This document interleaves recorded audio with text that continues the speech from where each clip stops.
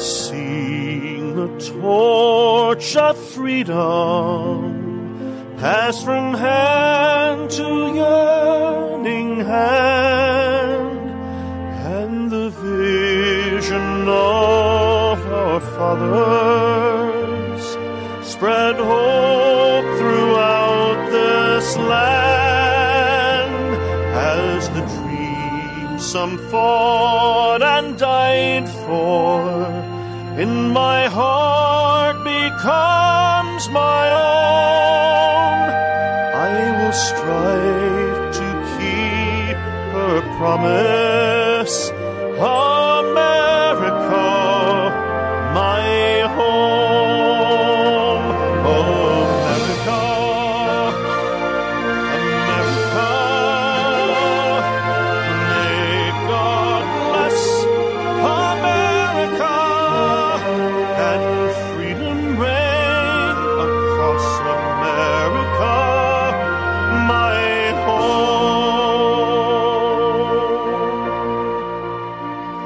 From the shorelines to the prairies, to the cities great and small, we have reaped the fruits of justice and liberty for all.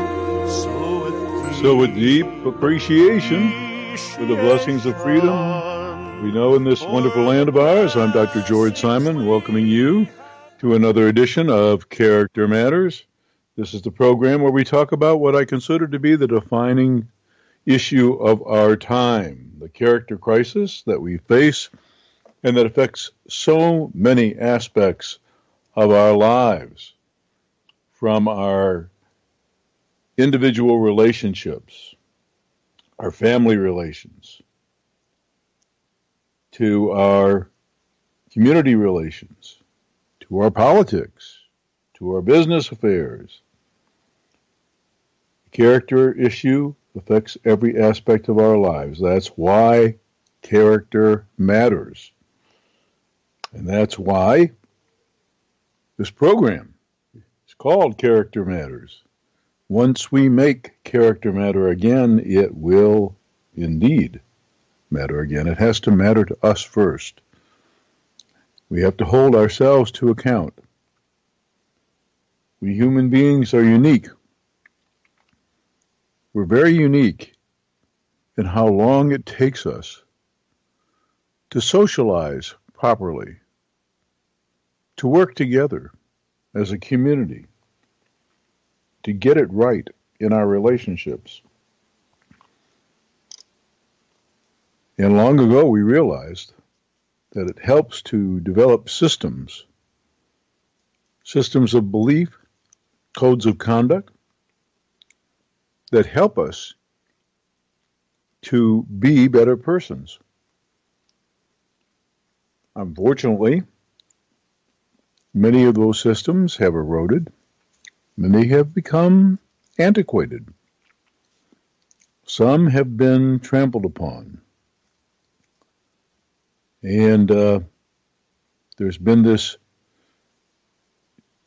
interrelationship between the erosion of character-fostering institutions and the loss of character among so many individuals inhabiting our world.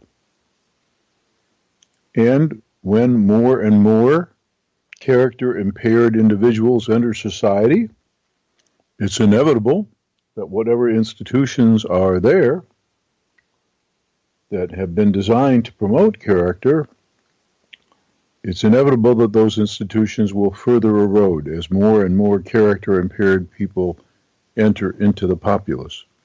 It's a classic vicious cycle.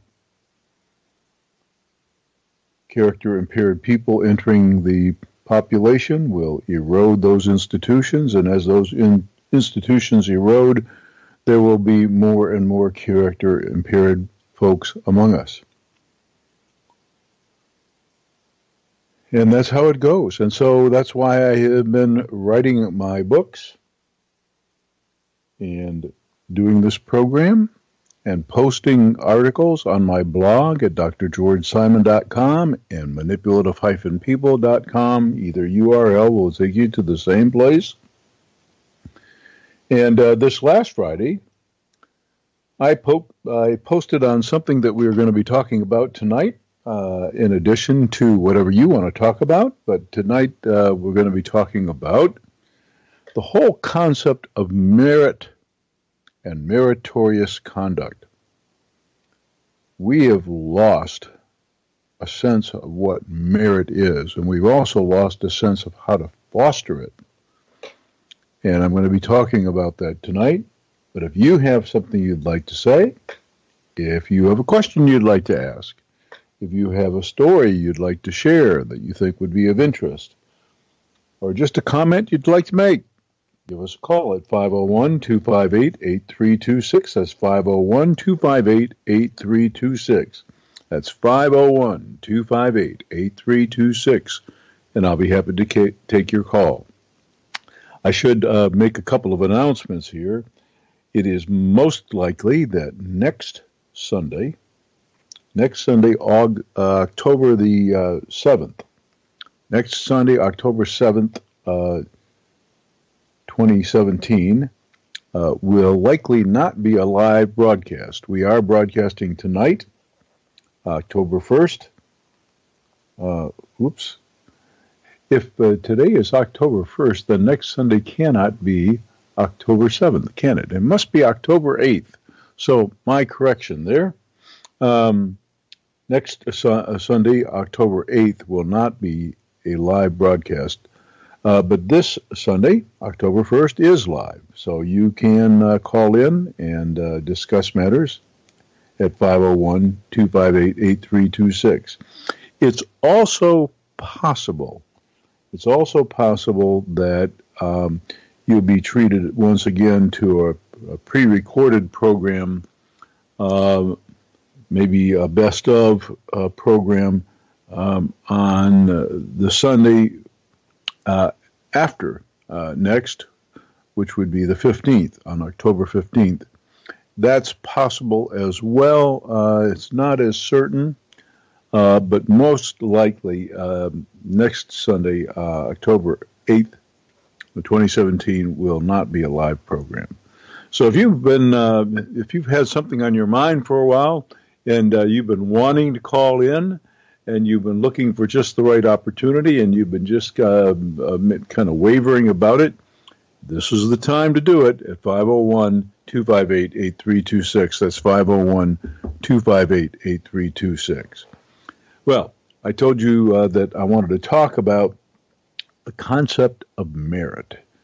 This is something I posted on Friday. And, there have been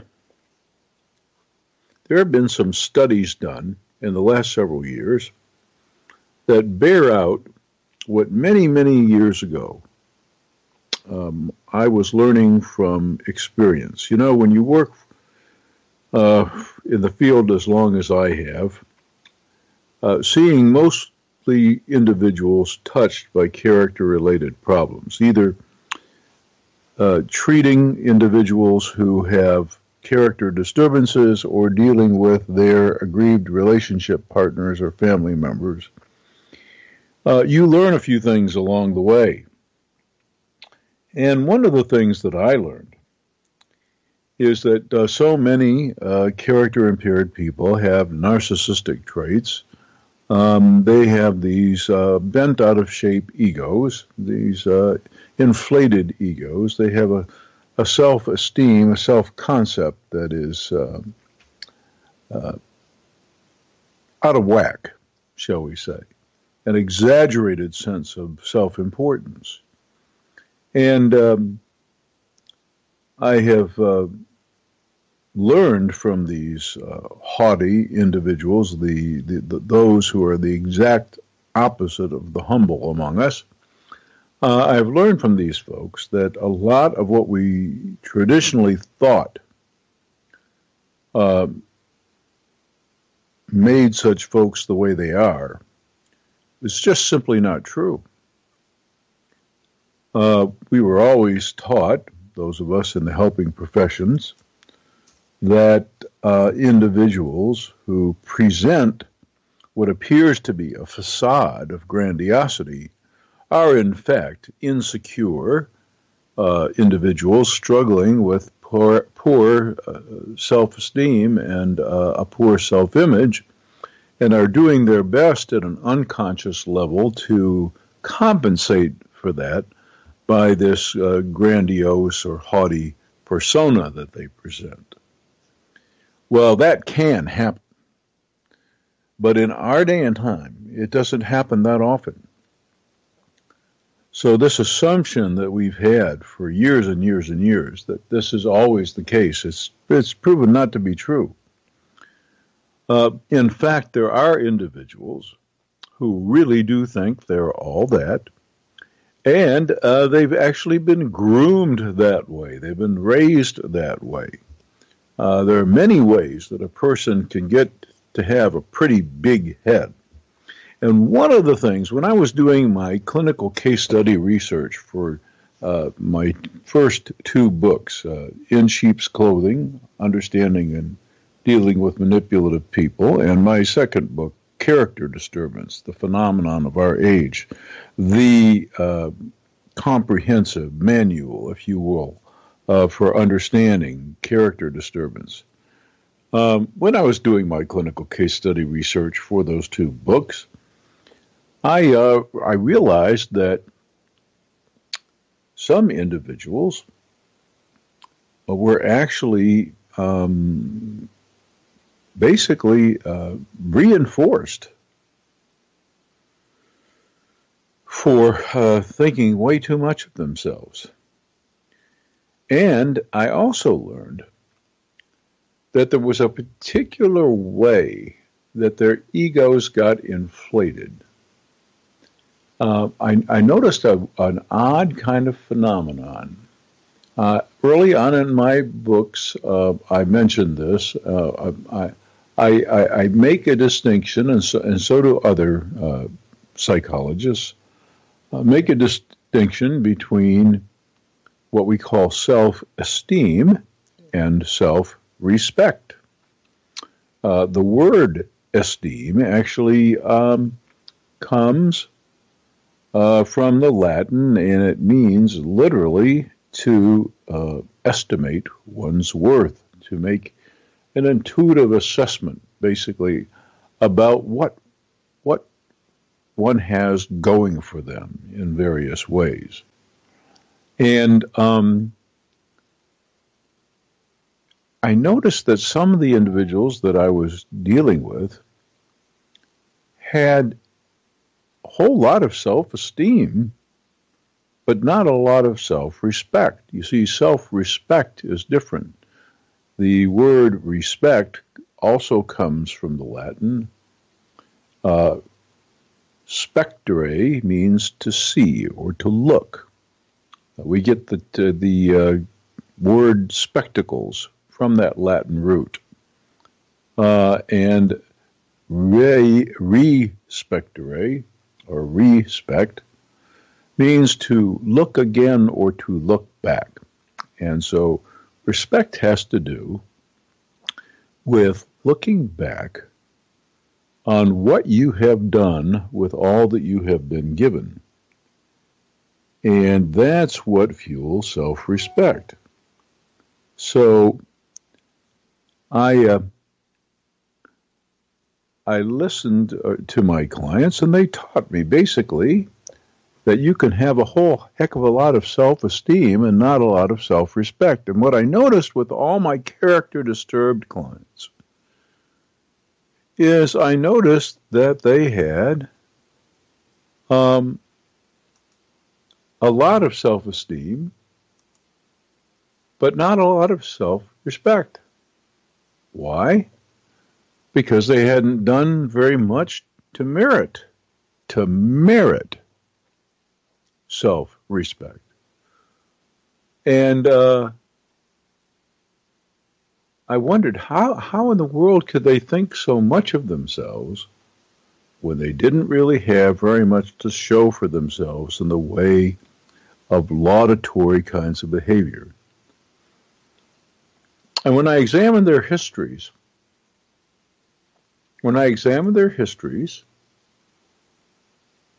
I found that they were often praised, often given positive strokes for certain things, namely things that they could not legitimately take credit for.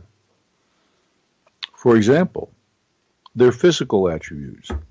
Many times they get all kinds of positive strokes, lots of attention and lots of reinforcement. For what?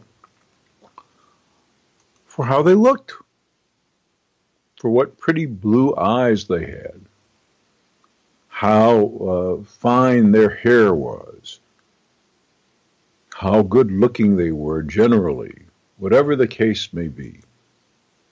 They got a lot of attention. People paid attention to them because they were physically attractive in some way. Maybe they were intelligent. Maybe they were talented with an instrument or something. Maybe they had raw musical talent. Whatever the case may be, there was something about them that was innate, that drew people's attention and won them lots of attention, not only attention, but praise and reinforcement, a lot of social reinforcement. And it was easy for these folks to develop kind of a big head. Now, sometimes individuals who had a lot going for them used their talents, used their looks, used their abilities, used their gifts, if you will, to do some pretty nice things and to treat people well and to make good friendships and to do some really responsible things. And those folks had a good deal of self-respect as well as a lot of self-esteem. The character-impaired folks that I came across, the folks that were really struggling with big deficiencies of character, these folks didn't have much meritorious conduct in their histories. And I got to thinking about that, and I made some conjectures in my books, In Sheep's Clothing, and in my book, Character Disturbance, and made the point that if we want to inflate someone's ego in the wrong way, what we do is we give them attention for all those things that they really can't take credit for anyway, and we reinforce them for those things, and they'll think a whole lot of themselves. But it won't be properly founded. But if we want people to have really decent self-respect, we must give them attention and recognition for and reinforce their pro-social acts, how they conduct themselves, how they use their gifts and talents for the greater good. And then, lo and behold, over the last several years, some research is bearing that out. A researcher by the name of Brummelman and colleagues of Brummelman have done a series of research on praise and what you want to praise children for when they're growing up, how you really want to recognize them, and where we make a mistake, where we make a big mistake, is we want to reinforce folks. We want to laud them for those things that they can't really take credit for, such as their talents or abilities, their intelligence, their physical characteristics. These were all accidents of nature, if you will, or gifts of God, if you will. But the person had absolutely nothing to do with any of those things. Now, how they conduct themselves in the social arena, that's a whole different story. And we are very bad in our culture, I must say, about making that matter a lot and giving it proper attention. You know, our young folks, they face challenges every day. They go into a minefield socially as they go off to school. There's so many lessons that they are faced with learning about how to get along,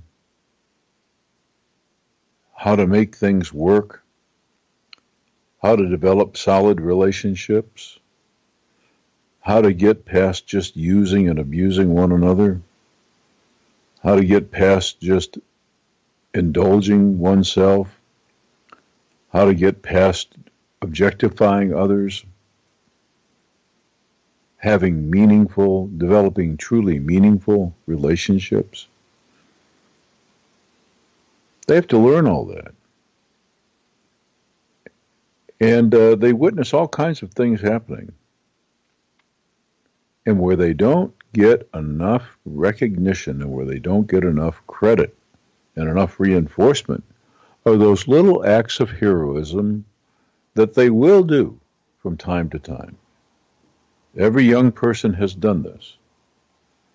You know, it's when little Susie at school or little Johnny at school witnesses another child being bullied. And then they have the empathy and the courage to comfort, support the victim. Maybe they have the additional courage to even confront the bully, or at least report the incident and solicit a little bit more action on the institution's part about protecting those that they are charged with protecting while they're there to learn. It's those little acts of heroism that we don't often catch and recognize and then really reinforce. Those kinds of acts are acts of what we call meritorious conduct.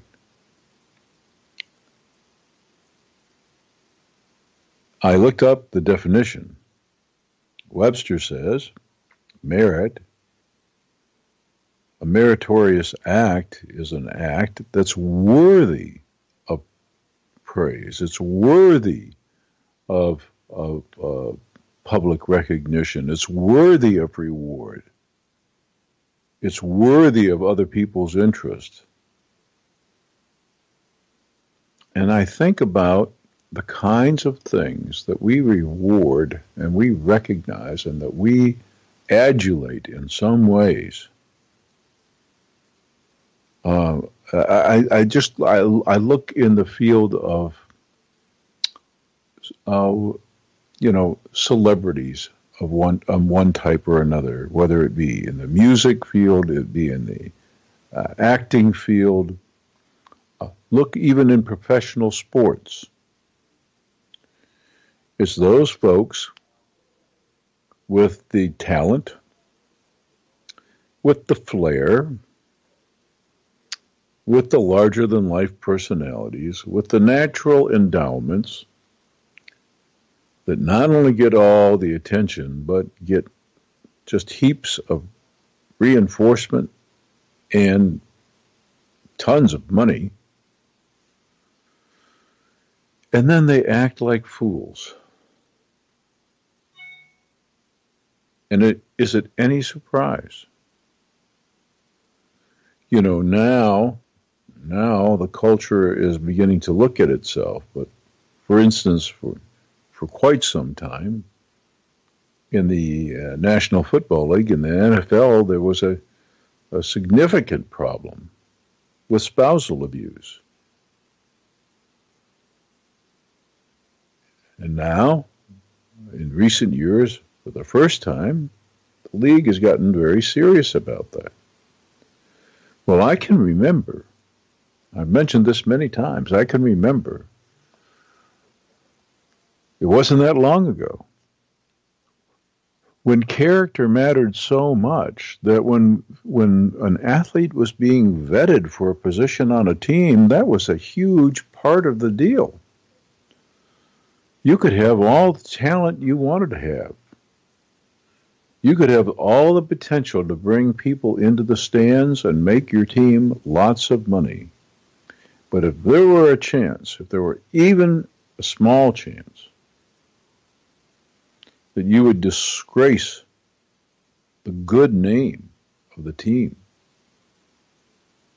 bring dishonor along with you because of the way you might conduct yourself. I can remember a time when it didn't matter that you had all the talent in the world. You were probably not going to get hired. Why? Because there was a time when character mattered. Mattered a lot. When we make it matter again, things will turn around. It's affected everything, folks. It's so affected our politics. It's just absurd. I am so embarrassed by some of the buffoons that we have supposedly representing us in high offices, because we've decided that character doesn't matter that much anymore. We've decided, it seems, that if somebody will do what we think they might be able to do for us, we'll vote them in office. We'll give them the reins of power just because we think, based on what they say or they promise, just because we think that they will advance our agenda. And if they don't have the greatest character, well, we can excuse that. We'll excuse that. I'm here to tell you, whenever crunch time comes, it doesn't matter how smart someone is. It doesn't matter how politically astute they are. When crunch time comes, when disasters are upon us, what matters? What matters is what always matters. Character. That's why we call this program what we do. And when we make it matter again, when we refuse, for example, to elect people, unless they have, we can send all kinds of messages. We can send all kinds of messages. We live in an advanced information age. Almost nothing escapes us now. And grassroots movements are perhaps easier to organize now than any time in the past because of what rapid, instantaneous kind of communication we can have with one another.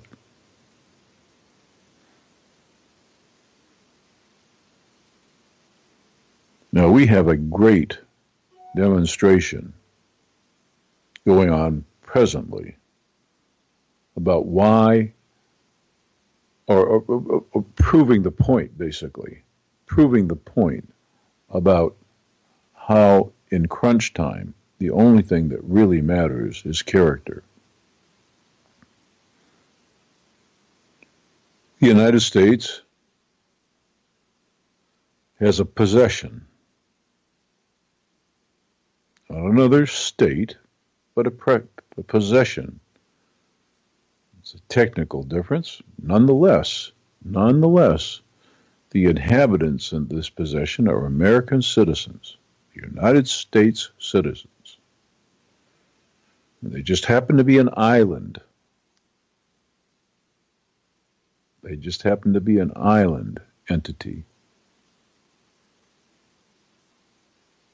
And they just happen to be in the path of two gigantic storms.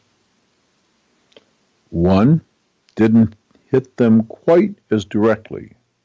It did a whole heck of a lot of damage, but it wasn't as bad as they thought. But then, double whammy time.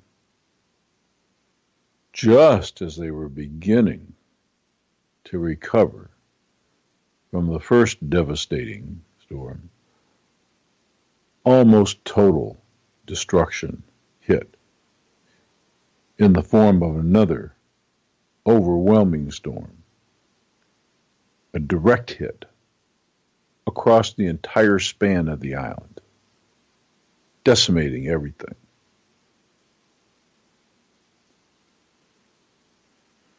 I have some friends who lived on the island. They were fortunate enough to finally get out. It was a real ordeal. They were able to get tickets, and they went to the airport with their tickets, and they couldn't board a plane. Why? No crew, and no staff, no baggage handlers, no power, no one to process them.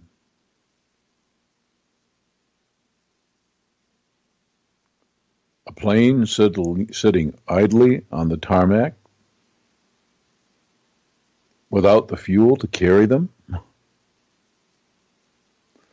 without a fresh crew to pilot them, and with no staff to process them. And they went through this ordeal several times before they were able to finally leave the island. And they feel so guilty because now they're here, continental side, with family and enjoying running water, hot shower. They know where their next meal is coming from. And those they left behind are not so fortunate. Millions, we're talking about millions. Hundreds of thousands of people in dire straits on an island nation, with an infrastructure so badly damaged that even the aid that has been delivered can't be delivered inland to where it needs to go.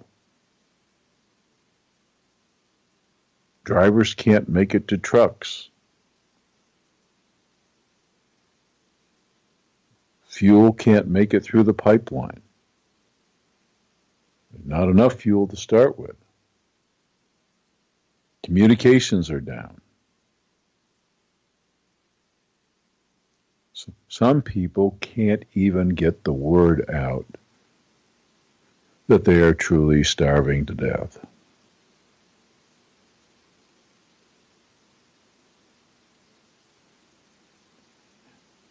And what kind of response, what kind of leadership have we seen? It's an embarrassment. It's an embarrassment. And it's not just a matter of intelligence. Of course, intelligence would help. But it's not just a matter of intelligence. It's not just a matter of political acumen. Of course, that would help too. And it's not even a matter of experience. It's a matter of character. It's a matter of appreciating the scope of the tragedy and having enough human empathy, enough humaneness, enough character to leave no stone unturned, to have the same ravenous appetite for success that one had in getting rich. But you see, you can have that ravenous appetite to get rich. You can do what you have to do at all cost, no matter who you have to run over and no matter what you have to do to enrich yourself. You can have that and still have no decency of character. All you've got to have to do is have the determination.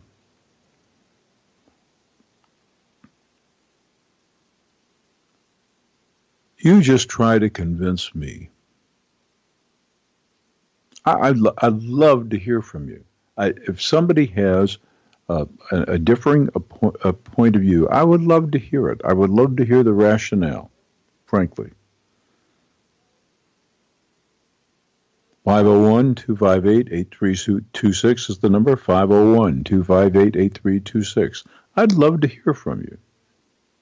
But I'd love for somebody to convince me that in the end, what doesn't make the difference is character. Lately, there have been all these programs. There were a couple of Netflix programs that I caught, and there's a movie coming out soon all about Churchill. And then, of course, there was the movie Dunkirk that was popular just a few months ago. A lot of criticism in his time. Maybe not the most, maybe not the sharpest knife in the drawer.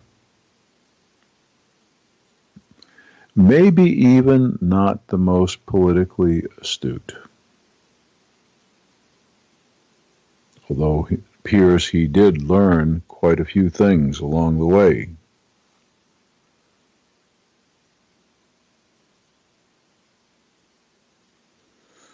In the end, what mattered is character.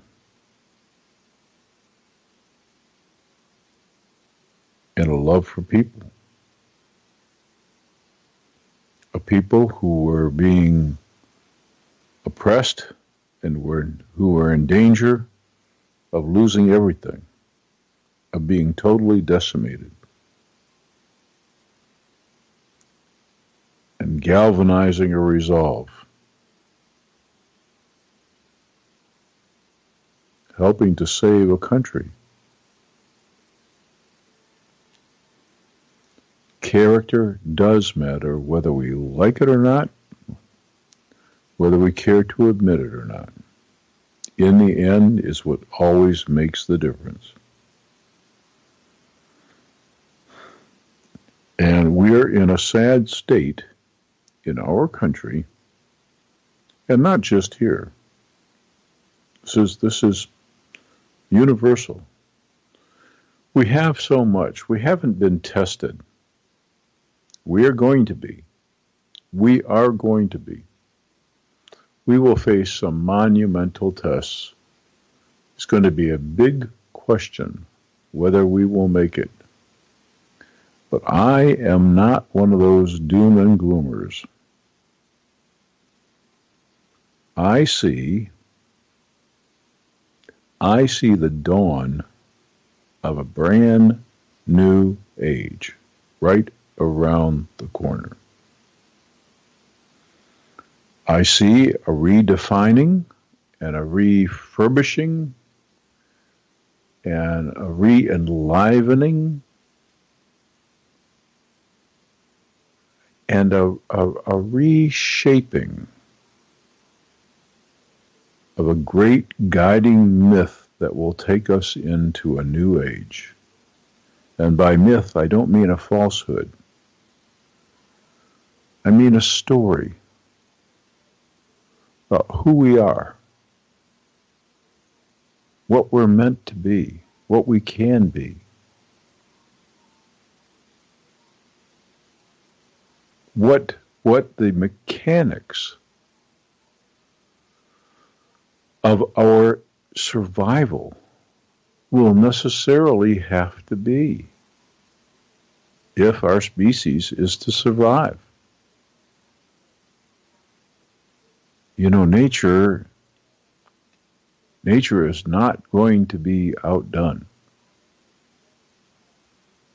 There are rules. This fragile thing that we call life, we don't even know that in this vast, vast, vast, vast universe, we don't even know that this precious commodity we call life even exists anywhere else. We don't know. There's no evidence. Of course, I'd like to think that the possibilities are endless. This is a vast, vast, vast, vast universe. But as yet, we have had no evidence of life, this precious, precious life, this precious commodity, anywhere. So for all we know, we're it. And what we know is that species become extinct, especially when they cannot adapt.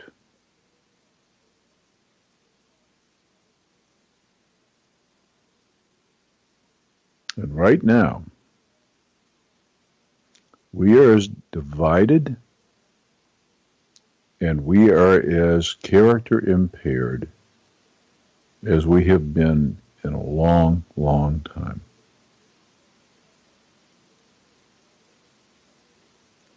And that has to turn around if we're to survive. And it will turn around once we make character matter again. Once we focus on merit, once we stop adulating, overpaying, paying attention to the flashy among us, and start championing the good among us.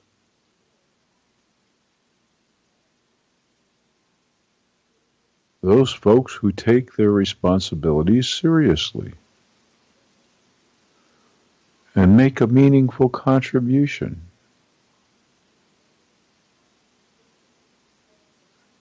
Who bring honor to themselves and others. Who care. But more than that, because caring is not enough. You got to put that care into action. You know, this song that I have been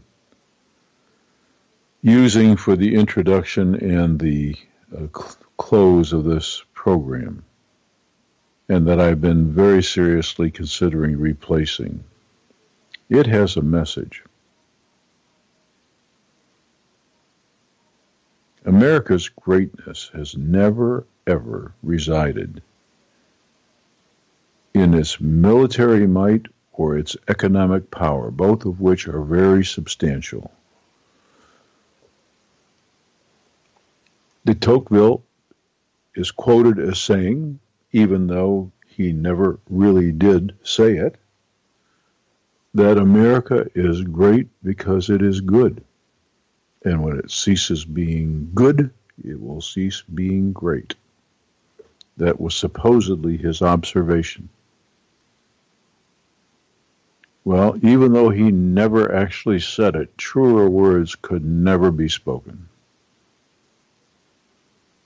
What makes this country great, and has always made it great, as I said before, is not its military might or its economic power, both of which are substantial, but the character of its people. It's people of good character, people who take all their responsibilities seriously, who revere their families, who revere their commitments to their families, who respect their communities and their neighbors, who conduct their business affairs with honor and with honesty and dignity, who treat their employees fairly,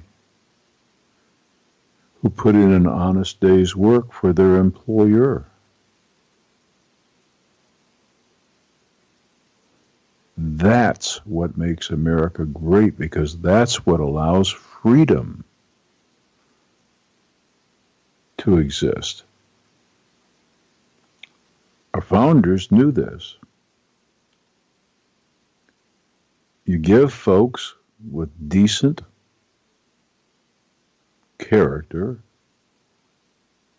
maximum opportunity and freedom. You leave them alone. You don't micromanage their lives. You don't oppress them. You give folks like that free rein, and they'll do fantastic things. And not only will they do fantastic things, but because they have the moral character, they will, in their prospering, create opportunities for others and help see to it that we all prosper. That's what people of good character do. And that's what made America great.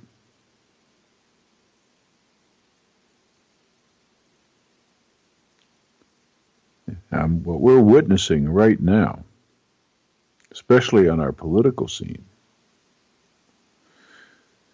is an embarrassment of monumental proportions. And the fact that we tolerate it, that we're almost immune to it, that we're so desensitized to it that it doesn't shock and outrage us anymore,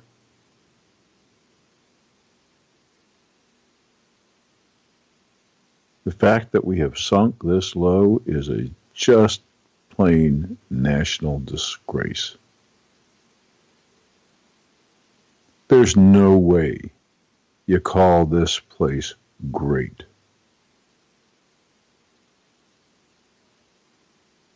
Yes, we have the freedom. We still enjoy the freedom.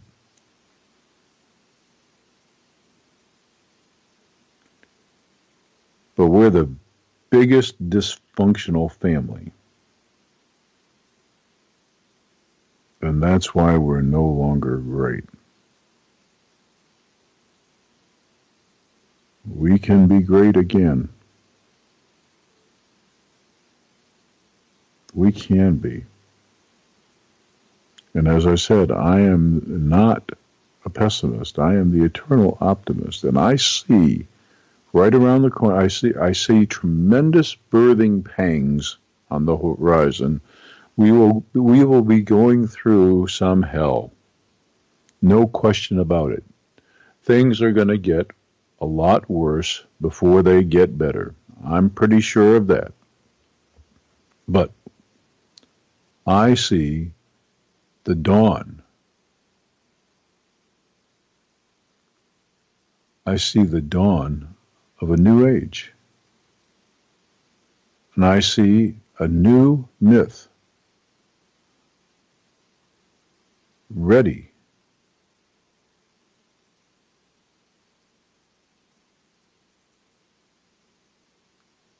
ready for us to latch onto and to help guide us.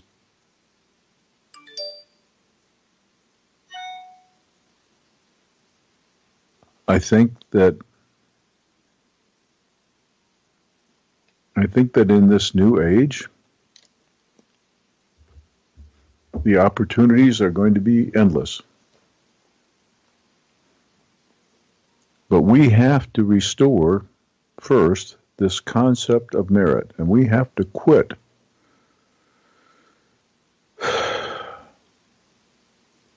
lowering our standards for those who would lead us. We have to make character matter again.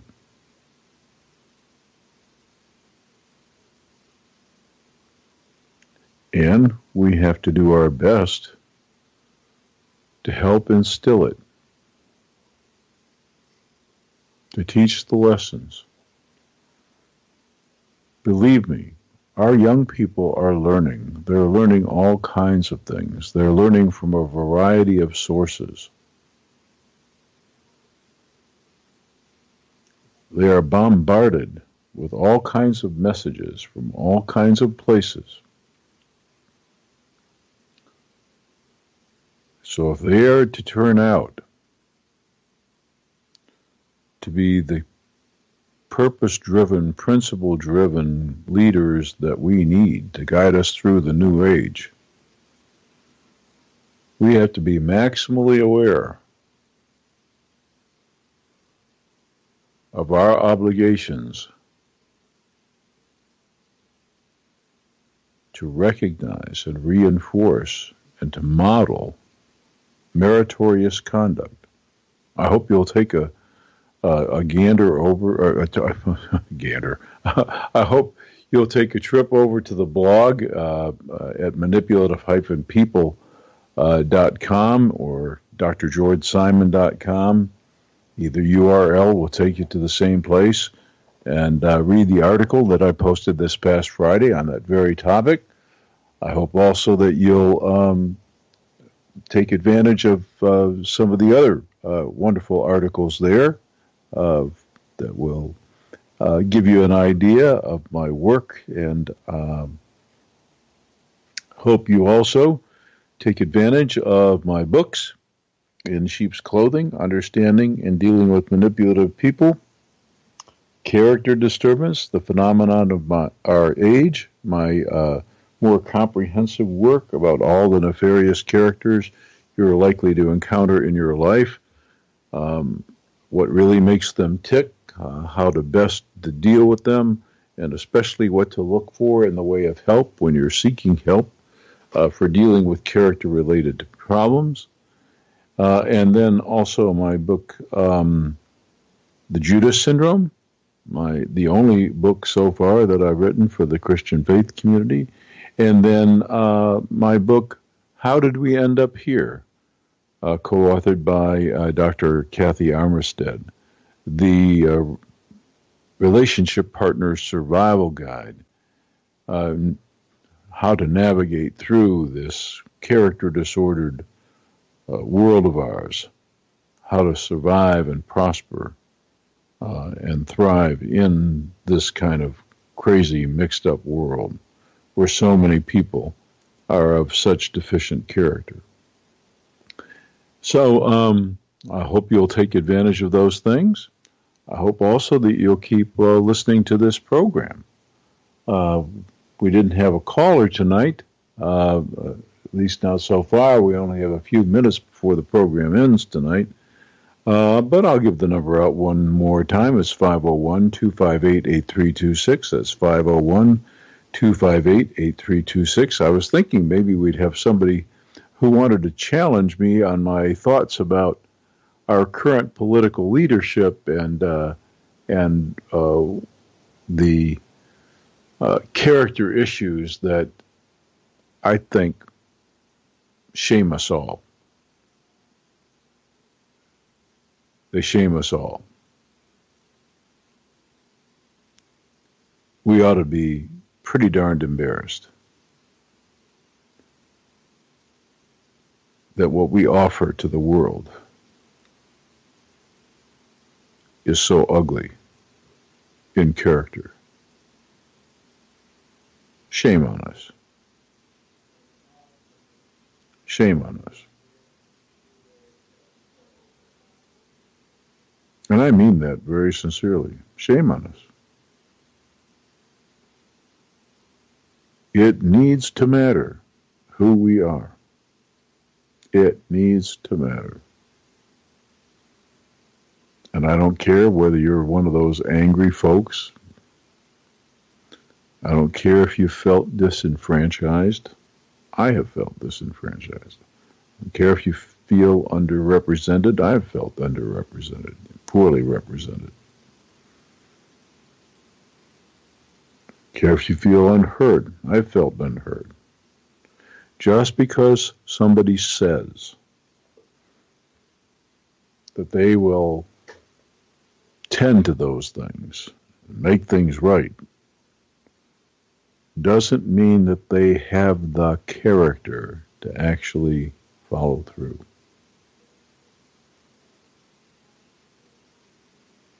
Even character is not enough. You need to have the intelligence, the determination, the political savvy. You've got to have an awful lot of other things.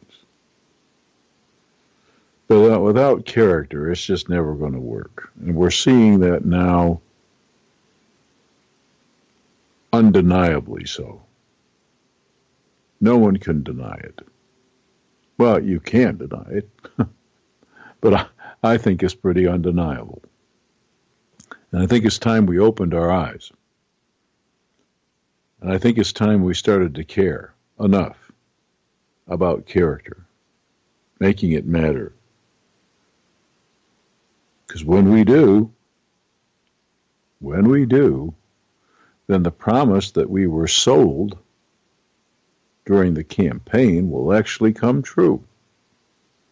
When we make character matter again, when we start recognizing and reinforcing meritorious conduct, truly meritorious conduct, truly praiseworthy, respect-worthy conduct, when we start doing that again, then we will be great again. That's how you make America great. That's how you do it. So I'll be here every Sunday, for the most part, trying to do my part to make that happen. As I mentioned, next week, more than likely, on the 8th of October, I will not be here live, so you'll probably be treated to a pre-recorded program, and fairly likely the Sunday after that, on the 15th, you are also likely to enjoy that day a pre-recorded program, hopefully one of the best of programs. I'm taking some much-needed R&R. This trip is not a workshop trip, it's an R&R trip.